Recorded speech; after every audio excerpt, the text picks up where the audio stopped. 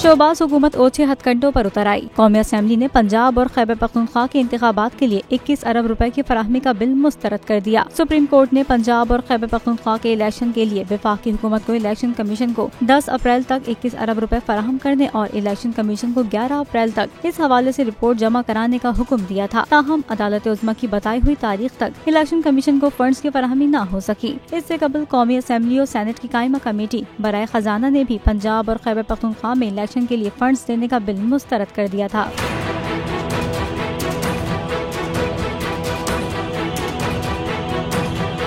Chief justice Pakistan ने इस हवाले से गुज़िश्ता रोज नोटिस जारी करते हुए सेक्रेटरी खजाना, सेक्रेटरी इलेक्शन कमीशन और गवर्नर स्टेट बैंक को अपने चैम्बर में तलब किया था। सुप्रीम कोर्ट ने केस की समाअत के लिए सदर और वजीर आज़म समेत तमाम मुताल्लिका फरीकैन को नोटिस जारी कर रखे हैं।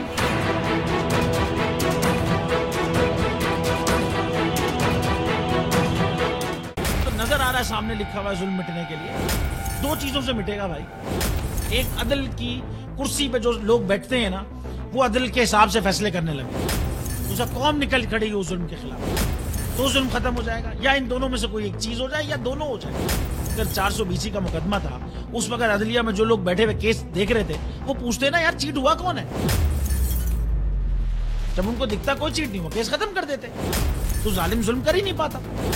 9 जजेस ने नोट बिफोर किया मेरे केस को यार, 1.5 साल चला। शख्सी जमानत का केस, सेम केस इस्लामाबाद में कर दिया। एक ही इल्जाम पे 2 केस हो नहीं सकते भाई। मतलब 60 दिन का वक्त होता है। 102 दिन के बाद मैं जीत गया, केस बरी हो गया। 102 दिन के बाद अपील फाइल की, एक्सेप्ट कर ली। नहीं करते ना एक्सेप्ट, खत्म हो जाता ना जुल्म यार।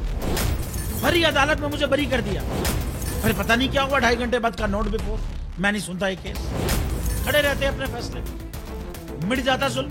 अल्लाह ताला ने बिठाया इन कुर्सियों पे इनको यार, ये अल्लाह ताला की तरफ से फैसले करते हैं। तो या तो ये फैसले आएंगे, जुल्म मिट जाएगा, या कौम खड़ी हो जाएगी जुल्म के खिलाफ।